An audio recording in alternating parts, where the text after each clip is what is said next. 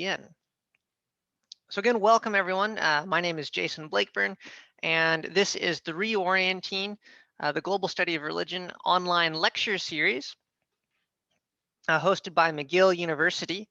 And I have the pleasure today of welcoming you to our sixth speaker of our series. Today we have Professor Setrag Manoukian of McGill University, and he's giving us a talk titled Towards a Poetic Sociology of Iran. Our talk will be followed by a Q&A, at which point we'll stop the recording so we can talk without that. So I would ask you to keep yourselves muted as we go, and you can turn your videos off if you don't want to be recorded. I would also like to remind all of you that the co-conveners are the Keenan Chair of Interfaith Studies, Armando Salvatore, and the James McGill Professor of Islamic Philosophy, Robert Wisnowski. And so now let me introduce our speaker. Professor Setrag Manoukian is an anthropologist who teaches at the Institute of Islamic Studies and the Department of Anthropology at McGill University. He is interested in knowledge and its relationship with power, understood both as existential and a social force. He approaches cities, poems, videos, and other technologies as forms of knowledge with specific histories and existential trajectories. His research area is Iran, and he is the author of City of Knowledge in 20th Century Iran, Shiraz, History and Poetry from Routledge 2012, and other essays on a variety of topics, including temporality, audio vision, publicness, and the notion of the impersonal. He has also published an Italian translation and commentary on the ghazals of Saadi, Shirazi, L'argento di un povero chiaro. And my Italian is non-existent, so I apologize for that. With that, I will turn it over to Professor Manoukian.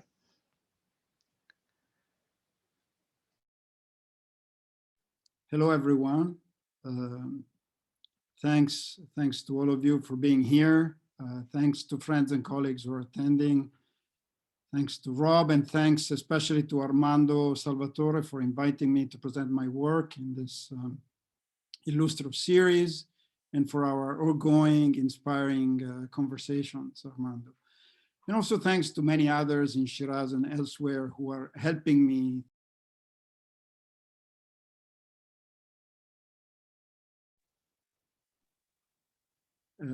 Was I muted? Sorry, that was my fault. I meant to let someone in from the waiting room and it moved and I muted you by accident. I was thanking everyone. Let me share my screen so just see the title of the talk, and then Towards a Poetic Sociology of Iran. So poetry occupies a specific place in Iran's history, culture, and everyday life. Hailed as a national treasure, poetry is taught in schools, present in all kinds of media, recited in public and in private. This relevance of poetry in Iran might not be different from its importance in other countries. However, both in Iran and abroad, both in media and scholarly narratives, often poetry, there is an essential connection that is drawn between Iranians and their poems. And media and scholarly narratives use these poems to explain Iranian politics, morality, and the self. A variant of this approach considers poetry as a pivotal expression of political dissent or of existential angst, setting poetry against domination and alienation. Either way, poetry is made to stand for Iranian culture, society, and its soul. All these approaches take poetry as an object of research. Instead, today, I'd like to do something different. And instead of a sociology of Iranian poetry, I would like to propose a poetic sociology of Iran. A few words about the setting of this research into the poetic sociology of Iran. to propose Poetic Sociology of Iran, I draw on research that I did attending what I called poetic assemblies over several years in the city of Shiraz. These events have different names in Persian. They can be called majles, doure, but more commonly, or at least in my experience today in Iran, they're called anjuman. Poetic assemblies, anjuman, are a centuries-old practice with a thick history. They actually have an interesting textual correlate in Tazkeret al-Shu'ara, biographical dictionaries of poets. We could talk about that if you're interested later.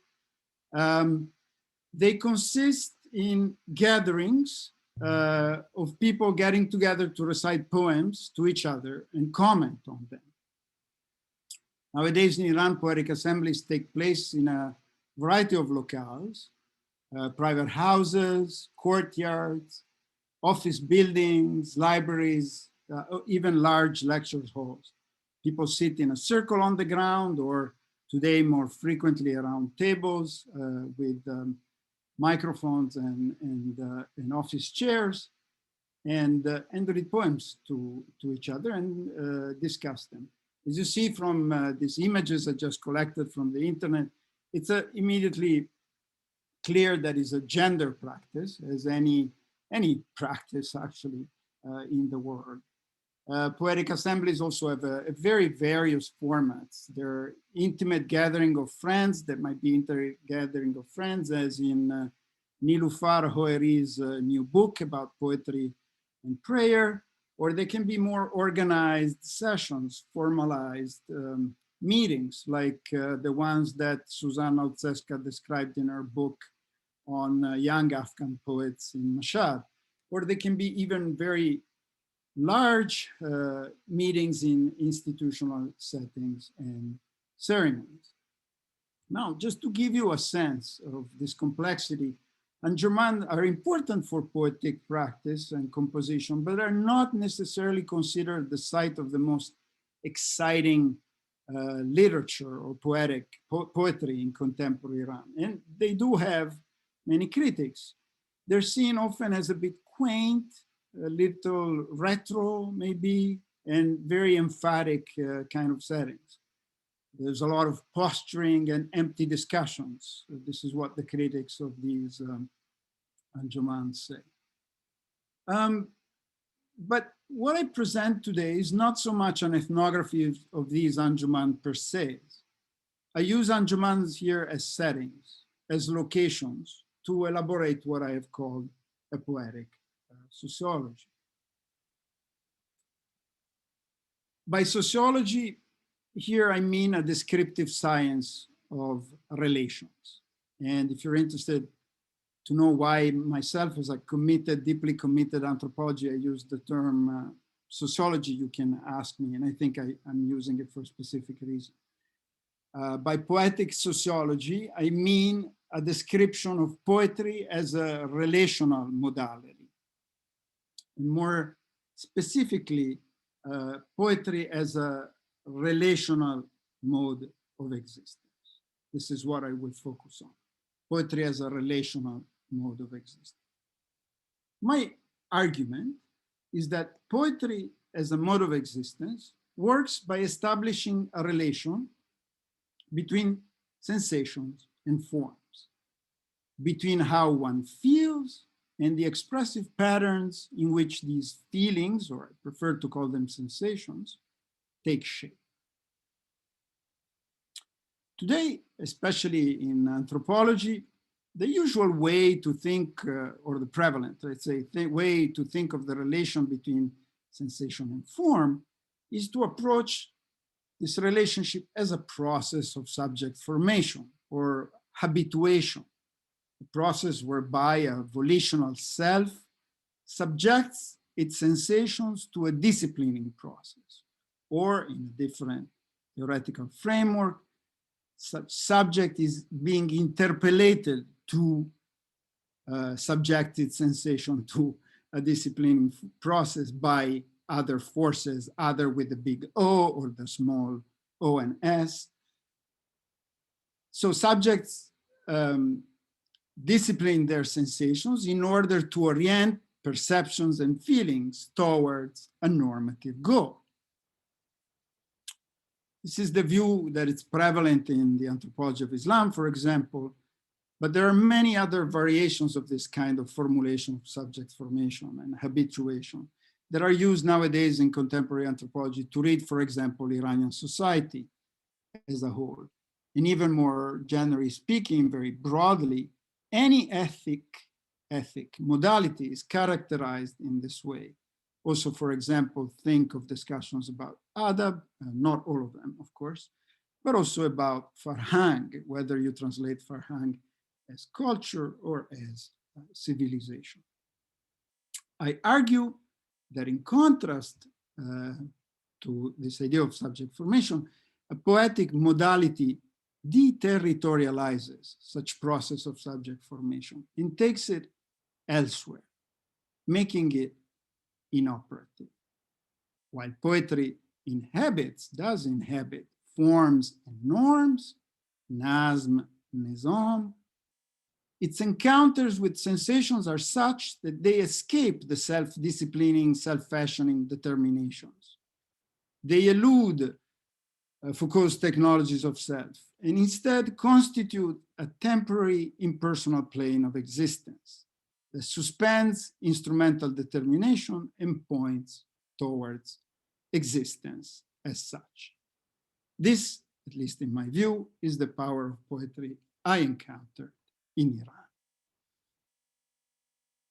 Iran. I'm not going to give you a lot of discussion about literature that is relevant to my project, but I feel I need to quote at least these two books, Stefania Pandolfo, In Pass of the Angels, and Michael Fisher's work more generally, but in particular his book, Mute Dreams, Blind Owls, and Dispersed Knowledges, which is a very important precedent for my research into, as the subtitle of the text says, Persian poiesis, especially in relation to the different medias, from ritual actually to, from Zoroastrian ritual to Iranian cinema.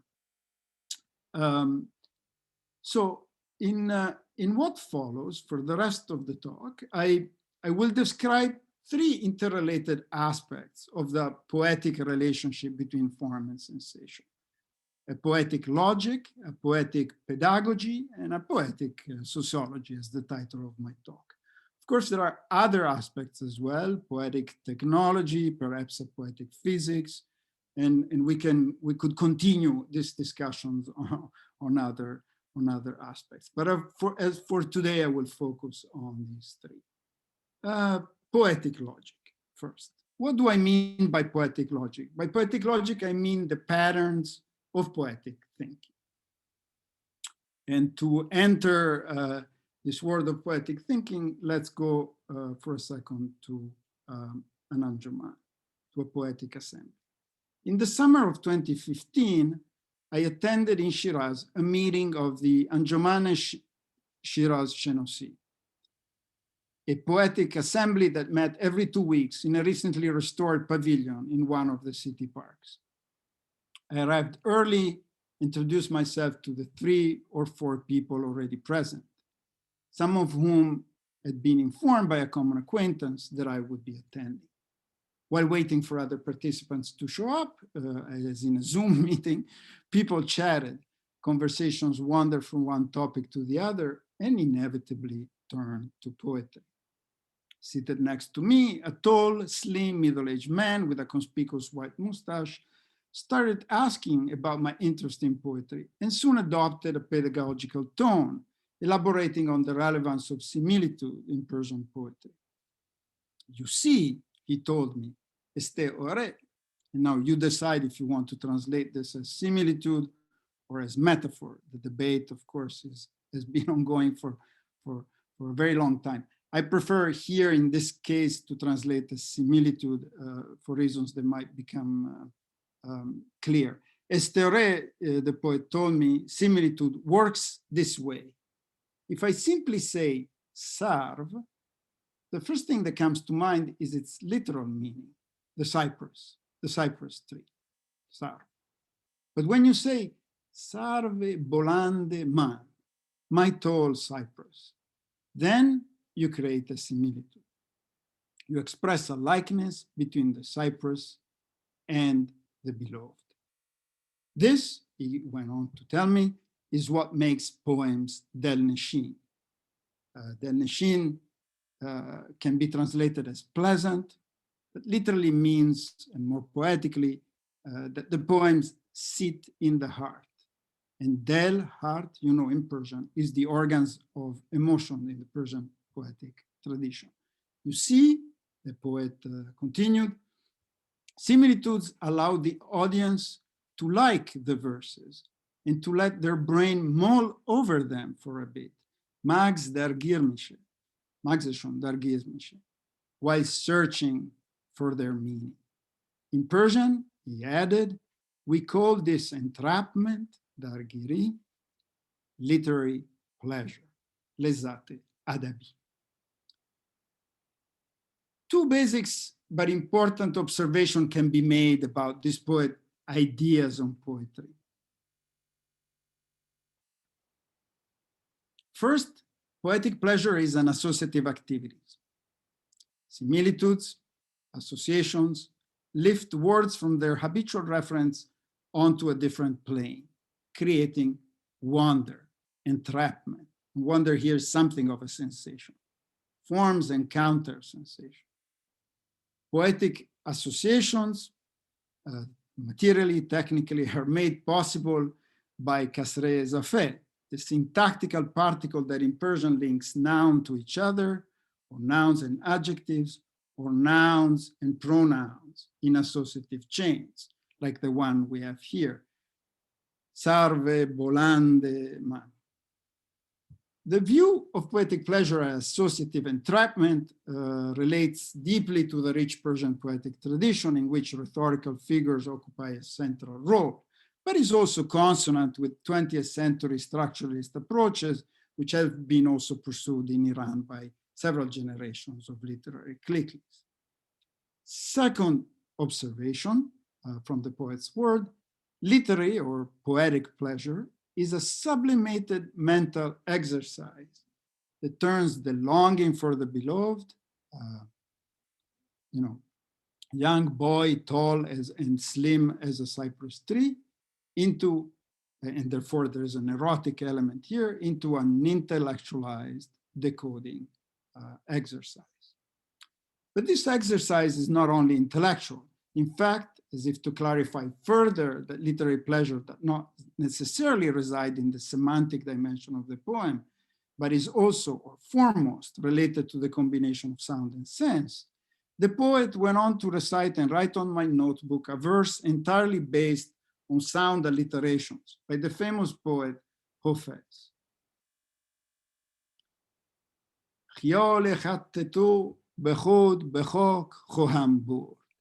Even if you don't know Persian, I think you can hear the alliterations of this. It's actually the first line of a couplet, of a first hemistich of a couplet.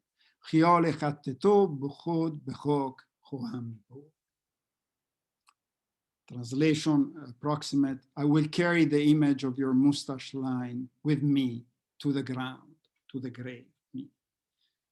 This, the poem commented after writing and reading the verse to me, is what is called the music of words.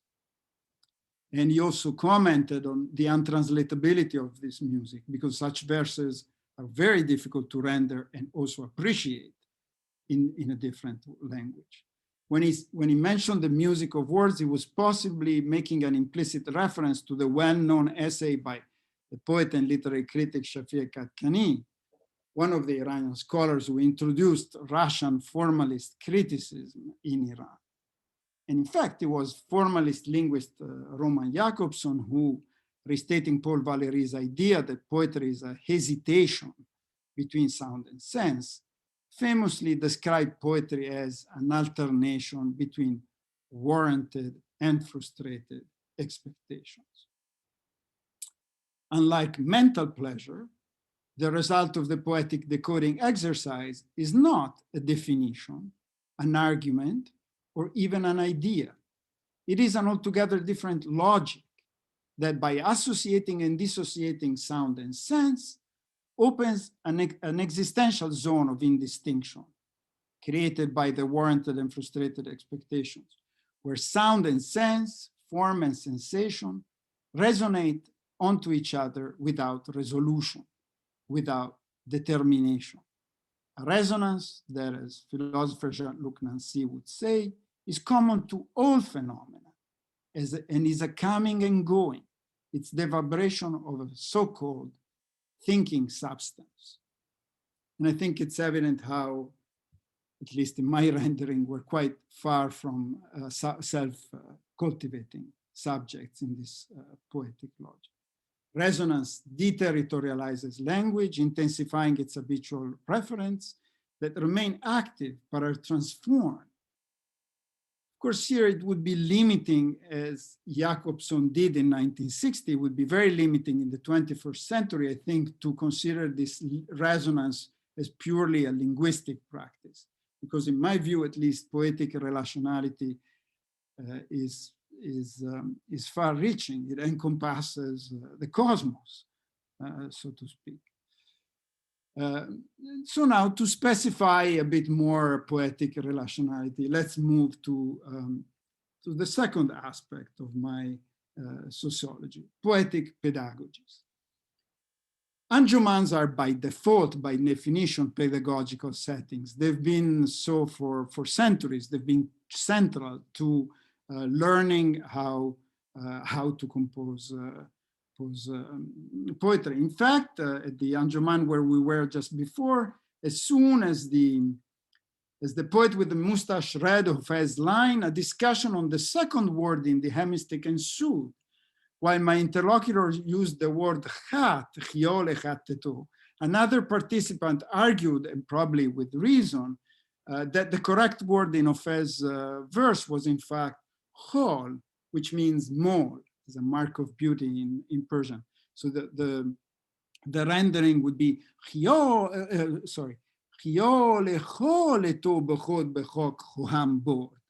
adding even another alliteration between chiol and chol. I will carry the image of your mole, your mark of beauty, with me to the ground. But how does poetic pedagogies articulate? So people keep telling me in Shiraz and in Anjumans, but also elsewhere, that poetic pedagogies has two dimensions. In order to become a poet, you need kushesh and jushesh. You need effort and effervescence. Please note the resonance between sound and sense here, kushesh, jushesh. You need them in equal measure, 50-50. This is what the poets preach in the Anjumans. What is kushesh? Kushesh is effort, is learning the arts of poetry, the technique of poetry, the science of poetry, or the knowledges of poetry, you can also argue. This happens in poetic assemblies where older or more experienced poets teach younger poets, correct them on questions of meter or rhyme or radif, but also how to use figures. It also happens in, of course, through a lot of reading poetry and especially memorizing it.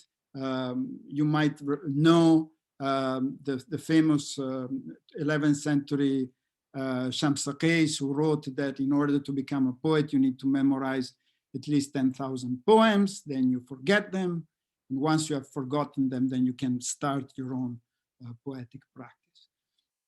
Note that today, this question of techne is also evoked against those, especially in an Anjuman setting in poetic assemblies, is evoked pointedly against those who pretend to be poets without the effort, without training. And these, untrained poets, they just put their, random words on Instagram, on Telegram, and then they declare themselves to be poets. And this, of course, from the point of view of the more experienced, institutionalized poets, it doesn't work. So I say this because techne is also in many ways a question of hierarchy, a question of control, a question of judgment. Poetic judgment, but probably also political judgment. There's a lot of politics in all of what I'm saying. Politics about poetry, but politics about poetry is also politics about, so to speak, the polis. Somebody can learn technique, can become a nozem, a composer of verses, one who has mastered the arts of poetry, but is not yet a shoer. Because to be a shoer, to be a poet, you also need the other component, effervescence. Effervescence is a difficult notion to describe. It's a delicate, difficult notion to describe, but let me suggest that I see it, one of the ways in which I think of it is as the desire of the other, in the sense that listening and watching others desire poetry makes one desiring poetry. And this is how I saw effervescence emerge, boil. Jush means boiling, right? So come up in poetic assemblies. One of the most captivating, I think, ideas or performances in some way of this idea of desiring of the other that I can imagine are some of the works of Abbas Kiarostami, the famous filmmaker. In fact, there's a theater piece by him called Tazieh, very simply, where a theater, in-person theater audience sits around a circle with behind and around them, behind their shoulders and around them screens that project a video in black and white. And in this video, there is another audience with very effective reactions. That is the audience of a Tazieh performance, a passion play. That is, and at the same time, you know, the people in the video, the audience in the video is actually almost looking at the performance that is taking place, in fact, in the theater space itself. So you have the theater with the Tazieh at the center, the actual people sitting around it, and behind and surrounding these screens. And this is the idea that the in-person audience watches the reactions of the people on the screen who react to. So it's a reflective sort of you know, desire of the other. Another important aspect that I would point out about effervescence is that, as the poets keep insisting, effervescence is not spontaneity, right? It's rather making oneself into a receptacle for certain sensations to take form. And this might become clear what I'm saying if I explain to you how an important Shirazi poet, Mansour Oji, described to me the combination of kushesh and jushesh, the combination, the outcome of this process of effort and effervescence. So Oji told me that he sits in his armchair, he looks, contemplates his garden, and then sensations, which is my translation for whole. So again, something physical and intense. Sensation come and he expresses them. And it can be any moment of the day. And he added, I do not compose poetry. It is poetry that composes me. Man cher ne miguyan, cher moro miguyat. Here, there's a process whereby sensation generates form, and form constitutes a coming into presence. A dynamic quite different from the usual idea of self-cultivation, even if, and this needs to be underlined, kushesh and jushesh, effort and effervescence, are indeed components that could be part of self-cultivation, such, for example, in adab, as we know.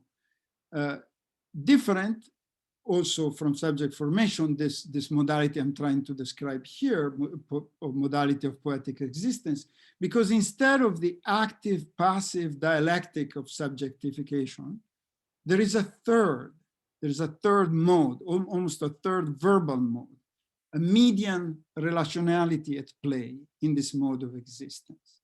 And the most concrete illustration of this median relationality, in my view, is once again a set of poems by Mansour Oji titled Holiest Moro, which literally translates a sensation, again, hol, a mood is to me, towards me, neither passive nor active. The poet is a recipient of a sensation, one, right, but also an indefinite one, perhaps, that will turn into the form that will relate to the poet. And I hope it's evident, at least in my view, how different this is from the idea almost of a dialectic of self-formation. And if you allow me here a brief parenthesis, I think this holiest moro, this relational modality resembles, with a heretical perhaps parallel, the modality of action that Gregory Bateson had described in his essay on grace, in talking about the relationship between the conscious reasons of the reason and the unconscious algorithm of the heart.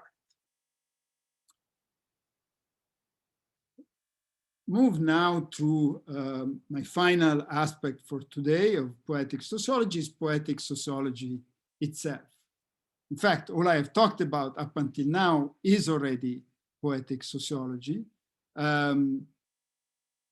poetic irrationality. But here in this section, I want to highlight how events, poetic assemblies are concretely made of the relation between passions and norms, which is to say that they're made of the socialized dimension of sensations, passion, and of forms, norms. All sociology here can be summed up, right? From Robertson Smith, communal meals and ritual gatherings, all the way up to the classic works of Leila Bulugodon poetry, Stephen Caton, and all the others who have looked at this sociology, poetic sociology. But more generally, almost any social practice, whether you're a Durkheimian or somebody who likes Tard, can be described as this relationality between passion and norms. Passion at the poetic assembly circulate by imitation. So you see I'm more towards Gabriel Tard here than Durkheim, circulating around the room, shifting in intensity and therefore in affective powers, waves of joy, anger, irony, fear, sadness, boredom, shape faces and voices of participants. Anjumans are passionate events. They're full of pathos. They're pathetic events. Not so much in the sense that individuals express an interiority they come to the event with, but because it's the associative chains generated by poetry that produces this passionate relationship. Let me just give you a short example. I also want to give you this example because even though this was a rather secularized setting, there's something about religion that comes up. And this is, after all, the theme of this lecture series. One of the sessions in an Anjuman I attended in the mid-90s coincided with the anniversary of the birth of Imam Ali, a very joyous moment for Shia and a very important moment in the religious calendar. Most of the poetry read that day are direct or indirect connection with Ali. And exhibited some sort of semblance to some of the Shia rituals that are made for these kind of celebrations. Some of the poems were seen by the audience as not much more than a lip service to the political order, and elicited innuendos, stares, and sighs in people around me. While other poems were considered technically solid, and their recitation was often accompanied by exclamation of praise at the end of each verse, at the end of each bait, as is customary. Bah, bah, bah, bah, offering. or by the repetition of the rhyme of the poem or its radif, usually paired with smiles and hand gestures that would sometimes turn into applauses. You see a complete mix here of different modalities of passionate, let's say, action. But while passionate poetic assemblies are also at the same time events that are shaped by norms and often have, and actually have a lot of explicit rules. Anjuman poetic assemblies have rules about admissions, rules about etiquette, what you can and you cannot do at the sessions. There is a clear hierarchy. There is somebody who chairs the sessions, the Mizbon. But there are also a lot of rules because obviously there are many rules of poetic composition, and social rules and poetic rules converge and combine in this kind of atmosphere of norms.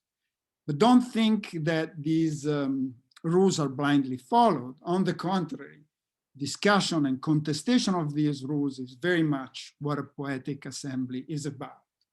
Agonism and antagonism, I would say.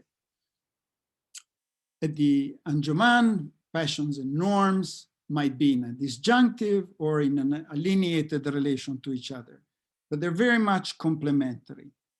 And even though there are moments in which this relation might be structured as one of self-cultivation, by which I mean that the combination of norms and passions orients a certain trajectory of subject formation, let's say as in Adab, to me, this combination of norms and passions at the poetic assembly was always oriented at making poetry the center, at making poetry matter.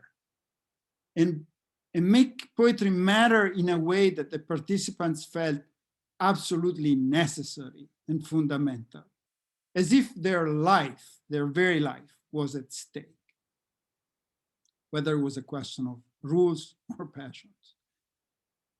When in fact, of course, especially for the critics of poetic assemblies, these are just poems after all, and why people care so much about them. Here, therefore, passion and norms, in my view, not only define a form of sociality, but articulate sensation and forms in such a way that poetry becomes an end in itself, or better said, perhaps, a means without end, an existence. Let me drink a sip of water, stop sharing my screen, and offer you some very brief concluding remarks.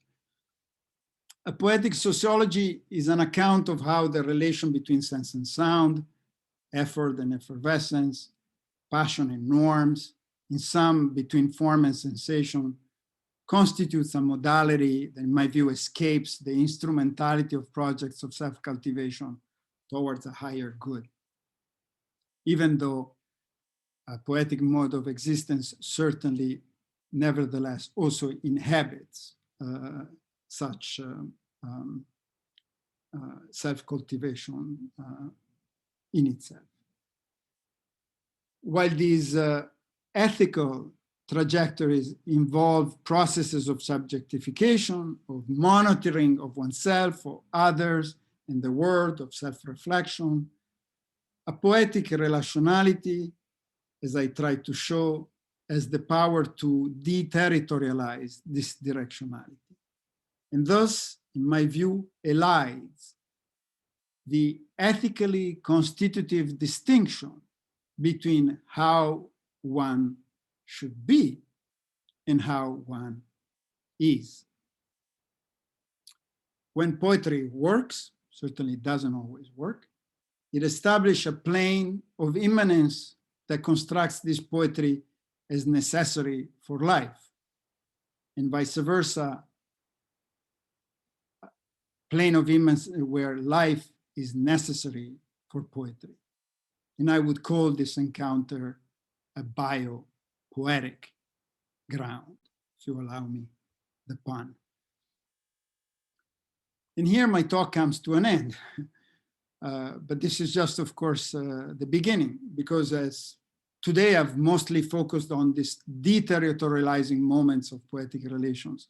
But one would have to unpack what biopoetic means, describe what actually poetry does, how does it transform the world and situations. And to just give you a sense of the work that lies ahead for me, let me read you a quote from an Italian philosopher, Giambattista Vico, because all of what you've heard today is just the English translation of some Italian poetic thinking. Let me read you this quote. As rational metaphysics teaches that humans become all things by understanding them, this imaginative metaphysics, in my case, this poetic sociology, shows that humans become all things by not understanding them. And perhaps, Vico continues, the latter proposition, so not understanding, is truer than the former, than understanding. Because when humans understand, they extend their mind and take in the things, incorporate them, one can say. But when they do not understand, they make the things out of themselves and become them by transforming themselves into them. And this for me is biopoetry. And this is the power of poetry, its existential mode of relation, a sociology, a poetic sociology of poetry. Thank you. Thank you. Wonderful. Thank you very much, Professor Manoukian. So now I'll stop the recording and we'll open it up to questions. Thank you again to all of you for attending these lecture series, and to our co-conveners, and of course, Professor Manoukian. So for the way question and answer will work, you can type your questions in the chat and I will try to read them aloud, or you can use the raise hand function and I will call on you, and then you can unmute yourself and ask your question that way.